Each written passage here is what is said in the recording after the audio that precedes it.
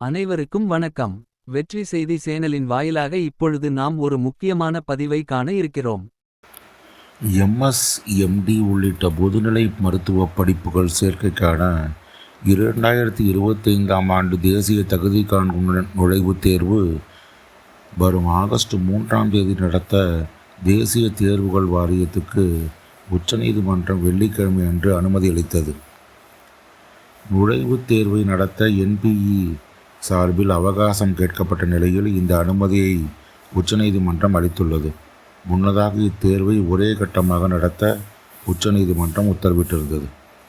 2025ஆம் ஆண்டுக்கான NEET PG தேர்வு வரும் ஜூன் மாதம் 15ஆம் தேதி 2 கட்டங்களாக நடத்தப்படும் என அத்தேர்வை நடத்தும் என்பிஇ அறிக்கை செய்தது. நுழைவுத் தேர்வு 2 கட்டங்களாக நடத்தப்படுவதற்கு எதிராக உச்சநீதிமன்றத்திற்கு மனு தாக்கல் செய்யப்பட்டது.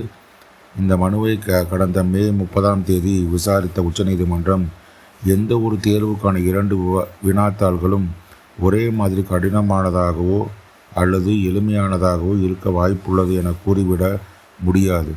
எனவே தேர்வில் முழுமையான வெளிப்படைத்தன்மையை உறுதிப்படுத்தும் வகையில் நீட் பிஜி 2025 தேர்வை ஒரே கட்டமாக நடத்த தேவையான ஏற்பாடுகளை சம்பந்தப்பட்ட அதிகாரிகள் மேற்கொள்ள வேண்டும் என்று உத்தரவிட்டது. இந்த உத்தரவை தொடர்ந்து நுழைவுத் தேர்வை ஒரே கட்டமாக நடத்துவதற்கு தேவையான எண்ணிக்கையில் தேர்வு மையங்களை ஏற்பாடு செய்வது உள்ளிட்ட பல்வேறு முன்னேற்பாடுகளுக்காக 2 மாத கால அவகாசம் தேவை என என்பிஇ சார்பில் உச்சநீதிமன்றத்தில் மனு தாக்கல் செய்யப்பட்டது. அதில் முதுநிலை நீட் தேர்வை ஒரே கட்டத்தில் நடத்துவதற்கு 1000க்கும் அதிகமான தேர்வு மையங்களை ஏற்பாடு செய்ய வேண்டும். சுமார் 2,42,679 தேர்வர்கள் இத்தேர்வுக்கு விண்ணப்பித்துள்ளனர்.